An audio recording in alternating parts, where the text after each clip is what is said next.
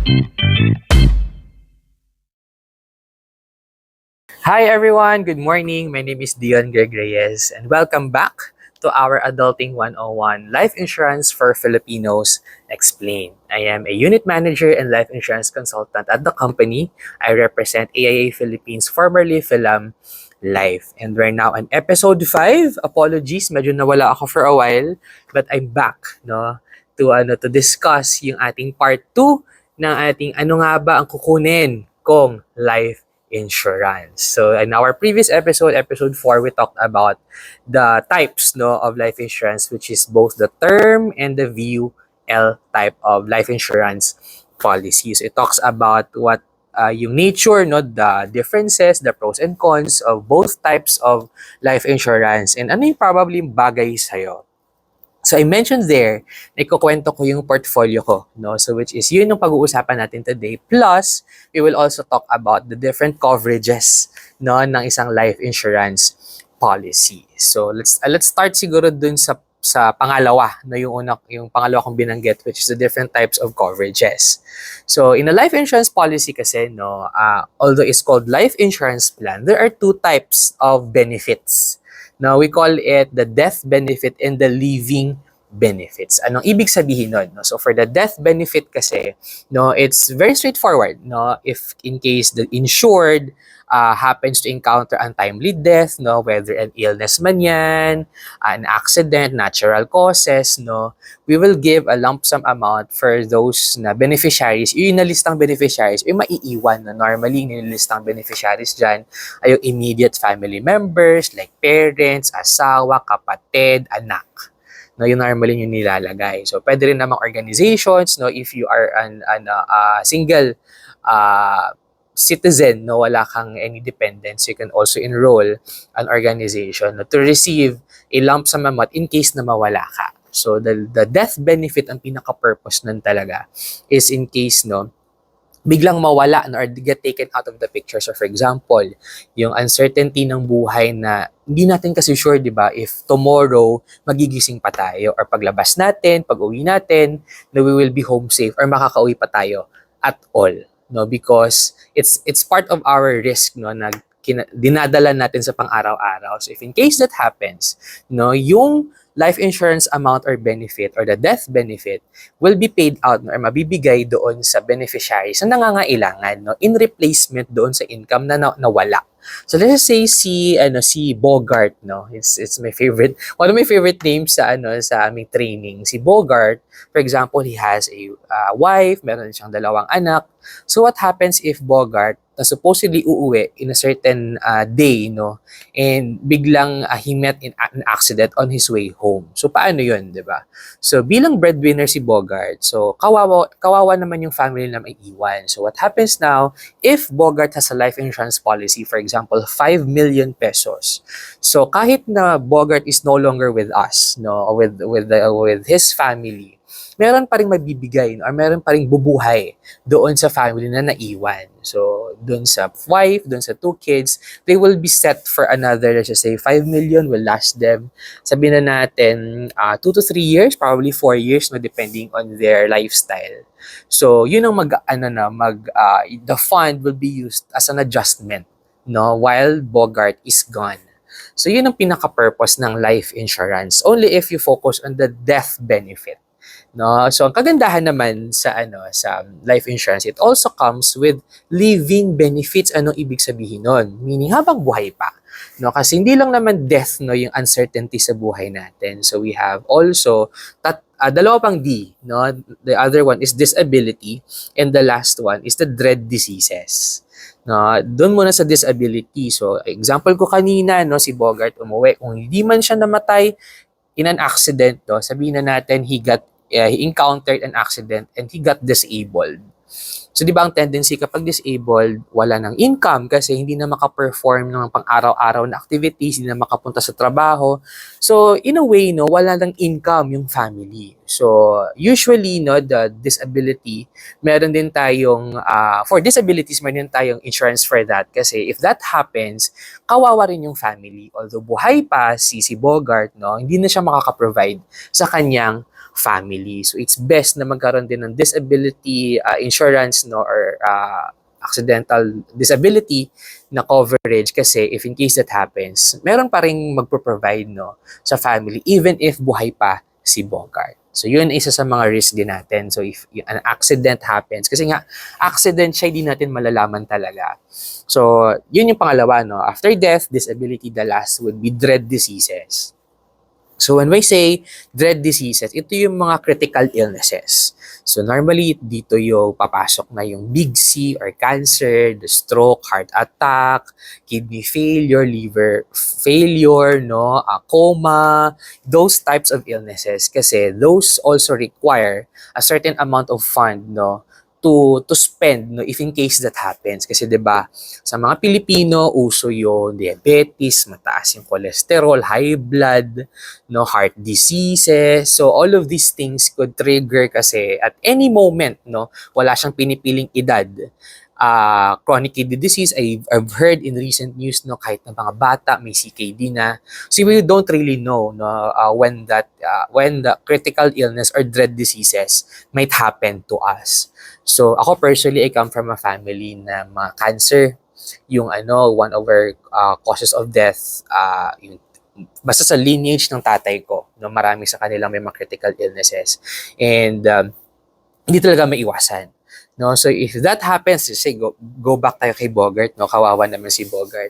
So si Bogart, for example, he comes to work and then meron silang annual physical exam, and doon may findings na, uy, merong nakitang parang during the physical exam may nakitang lump sa, let's just say for example, sa testicles, or which is prone to, men kasi na are prone to prostate, testicular cancer, penile cancer, no. Sabihin na natin si Bogart yun ang nangyari sa kanya. So, or sabihin large prostate na lang, no. So it could be, no, that finding could lead to a prostate cancer, but who knows, 'di ba? So buti na lang may annual physical exam no sa company, but lucky for him na diagnose o na detect siya ng maaga, kasi many Filipinos go, no, na undiagnosed, meaning hindi nila alam na meron na pala silang prostate cancer. So for those na ma-detect ng maaga or ma-detect at all, no, whether kung ano man stage yan ng cancer, so there's a critical illness insurance for them, no, or for Bogart. So for example, si Bogart, pinrepair niya lahat, meron siyang life insurance with disability coverage, critical illness coverage, no. So mabuti, no, kasi prepared siya if in case that happens. So yung critical illness insurance, ang purpose naman nun is to provide, no, for the expenses that come with having a critical illness, kasi hindi biro, no, yung yung diagnosis, yung lahat ng mga test, iba pa yun sa treatment, sa diagnosis, the recovery, the rehab, no, lahat yon comes with an expenses. Hindi pa doon bibilang yung potential income loss, no, with having an illness, kasi 'di ba, tendency kapag cancer, it could be na hindi tayo performing well sa work. So meron cost din doon, 'di ba? So it's best na yung yung ating critical illness insurance is enough. So we could probably create another episode kung magkano naman, no, kasi that's a totally entirely different naman topic for a podcast. But for now, establishing lang yung mga possible coverages for in case, no, itong mga risks natin sa buhay. So we already mentioned yung death, no, disability and dread diseases. So meron pang iba, no? So meron din tayong tinatawag na confinement or hospitalization. So whichever cause man yan, it's either through an accident or through an illness, no, it could be viral infection, something along the lines of critical illness then or surgery, no, hindi natin masasabi talaga. So lucky for those na mayroong mga corporate, no, benefits like group insurance or group HMO, kasi normally, hopefully, no, nako-cover siya ng ganong benefits as an employee. However, not everyone has that. So lucky also for you if you have PhilHealth, kasi there's also some benefits there sa mga PhilHealth na members, no, in case that happens. So hindi kasi siya enough, no. We know sa Pilipinas na yung PhilHealth, no, although as employees we're automatic members, usually hindi talaga siya enough. So that's why sinasupplement siya ng isang membership, no, under an HMO or health maintenance organization. So ngayon, life insurance companies like us na si AIA naglabas na ng benefits called medical benefit. or yung medical insurance intended really just for hospitalization kasi yun ang normally pinakamalaking expense or cost, no? It could be the hundred thousands or by the millions yung cost, especially if you choose a premier hospital here in Metro Manila. So medyo talaga nakakasina talaga siya ng finances, no? If you do not prepare for these things, no? The death, disability, dread disease or critical illnesses, and then hospitalization. So it also matters, no, na habang buhay tayo kasi 'di ba we intend na na mabuhay tayo ng matagal. So one of the hidden, no, or hindi masyadong pinapansin na what if mabuhay ako ng matagal, o si Bogart, no, Mark safe siya, hindi siya nagkasakit, hindi siya namatay, hindi siya na-disable, no, healthy, and nabuhay siya until age 80. Sabihin na natin he retired at age 60, or sabihin natin mandatory retirement is 65, no, especially assuming he is a government employee. So what happens at age 66 until age 80? Assuming the life expectancy right now is 80 or 79 or 80, ganong age do. So saan siya ngayon kukuha ng income kasi retired na siya. So given meron siyang benefits, no, from his employment as a government employee, ngayon ang tanong, is that enough? So ngayon, most, no, life insurance companies also provide solutions to supplement or augment yung income na yun from retirement from the employer.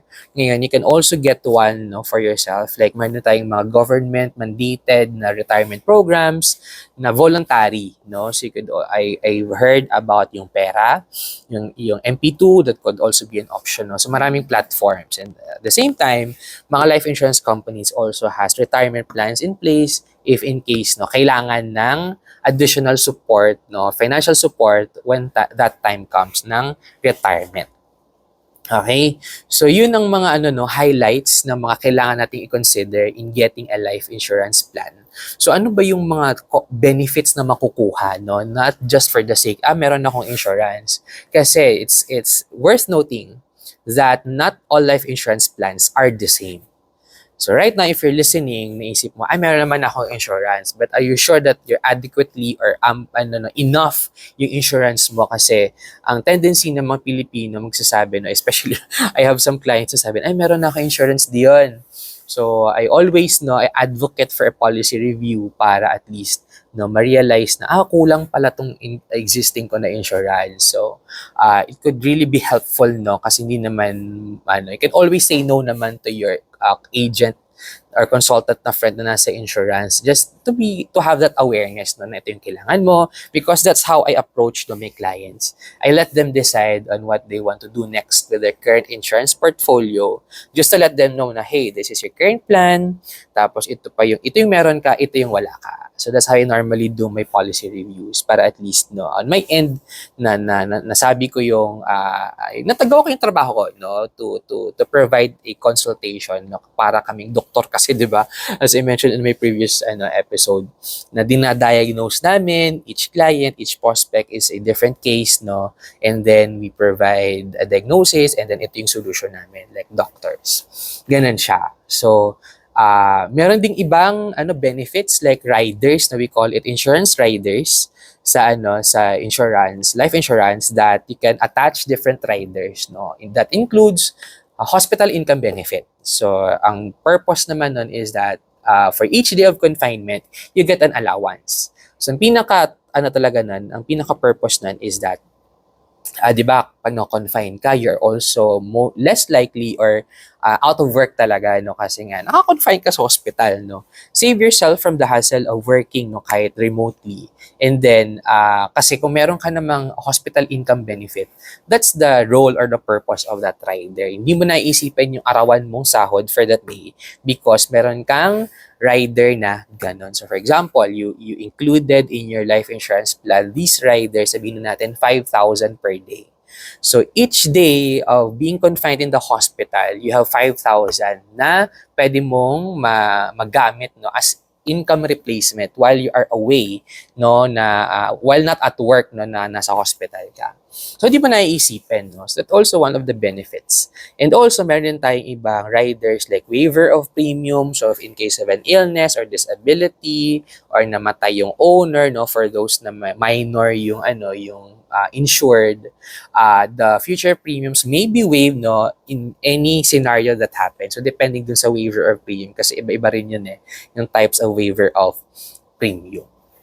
So other than that, meron din tayong personal accident, no? So if it happened na nawalan ka ng body parts, no, during an accident, kung hindi disability, you lost a finger, an arm, a leg, an ear, kung ano mang body part 'yan, no? Meron ding benefit na 'yan, no? So depending on the body part na nawala, no, it could have, no, your insurance policy could have some benefits, no, attached to it.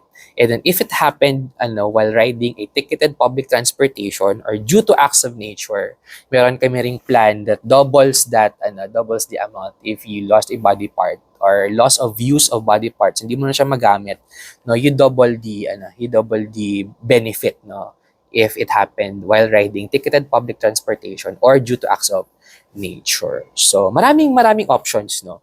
It's just a matter of you talking to a consultant. Kasi kami hindi naman ako, for example, I'm a doctor. Da-diagnose ko si client, masakit ang, example, he has a problem sa kanyang sugar. Di naman pwede ibibigay ko siya na i-biogesic, di ba? So, you have to diagnose first. So, it's best talaga to have a consultation, no? With the one you know. If hindi naman, no, wag na kayong lumayo. I'm just here as your insurance consultant, no, with AIA Philippines. And let's see, no, kung ano pwede na yung ma-provide ng mga benefits for you. So now that we've discussed yung different types of coverages, ikikwento ko naman yung aking personal portfolio, no, of life insurance. So I currently have different types, no. The first one that I have is yung one focused on critical illness. So it's also one tip, no, na masasabi ko sa ating mga viewers or listeners that I suggest you have a life insurance plan intended for one purpose. So for example, I have one plan intended talaga for critical illness. So yun, it's a whole life plan na I just pay for 10 or 20 years, no? That's the options, or probably pay till age 65. We have a new one kasi na ganun. But the concept is that you just pay for a fixed number of years and then you're covered until age 100 para hindi ko naisipin, no, unlike term na kasi usually nag-end siya at a certain specific term or 65. So, ang gusto ko kasi is I have peace of mind for my entire lifetime. So, I got myself a health insurance or critical insurance plan dedicated for critical illness. That's one. I also have one term insurance plan that gives me a death benefit until age 65. So yun, ang purpose ko naman kasi doon is that until age 65 lang siya kasi I don't see myself providing pa for my family at age 66. Or wala na akong dependents at that time. Although now, wala rin naman akong dependents, but I want to bless my family, no, in case of my untimely death on or before 65. So yun yung pinili ko, no? But you can also choose, no, for yourself yung whole life plan na purely life insurance lang. It's just for protection or something to pass along, no, or ipasa na legacy sa family mo. Whether you are breadwinner or not, but ako kasi since I'm not really a breadwinner but I provide for my family, I intended that term insurance for that purpose. No? May bigay ako sa kanila para, no, in case may mangyari sa akin, they have something to use, no, for their lives then. Next is I also have an endowment plan. So, that gives me payouts, no, until age 100. So, every 2 years yung occurrence niya. Meron ka din kasi kaming variant na every year. So, when it was launched kasi nagustuhan ko. So, I'm currently paying for a plan that pays out every 2 years. Starting at the end of the 6th year ng policy. So right now, those are the plans that I have with AIA Philippines. And on top of my insurances kasi, no, additional context is that I invest on my own.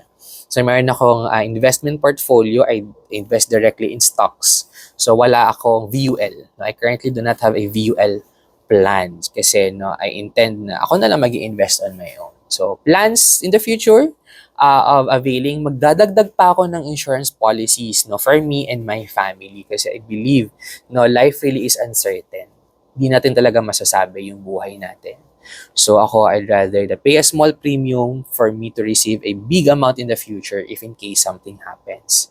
No, as a responsible adult, no, as a responsible person, it's imperative for us to prepare, no, for these things financially kasi I don't want to be a burden, no, in case those things happen. Kasi yung tendency, di ba, if nagkasakit, na aksidente, namatay, na hospital, no, tendency ng mga tao, if without insurance, number one, is that nangungutang, nanghihiram ng pera, no, nagka-crowdfunding, GCash, QR, 'di ba? Tapos nagsusolicit sa government. I mean, kung pwede namang may ibang ways, no. I mean, pwede naman gawin 'yon. But if I could prepare for it, why not? No? So, para at least may peace of mind ako, especially if you partner with a life insurance company like AIA Philippines that will be with you, no, one time when you need them the most, we need us the most. Yun. So, yun kasi ako, that's why ang portfolio ko rin ay puro AIA because I believe in the company. And I also na trust that the AIA Philippines will deliver its promise in the future, no, for me and my family. So, that being said, no, lahat pala ng pamilya ko ay meron ng policies, no, from my mother, no, wala na kasi yung father ko. From my kuya, may ate, myself, and my bunso, and may pamangkin, no, direct family. So, lahat kami meron ng at least 2 policies with AIA Philippines, no. So, kasi ganun ako ka-believer ng insurance. So, I hope kayo din. No? And if you have any questions or concerns with regard to life insurance policy or you're keen on having a detailed discussion about the plans that is available, no, sa AIA Philippines, it's best that we conduct a one-on-one or consultation, no, para ma-assess natin what you have if you have already. If wala pa, then let's explore, no. Let's start with a plan that's comfortable sa iyong budget. And that's it for today's episode of Adulting 101 Life Insurance for Filipinos Explained. See you next episode.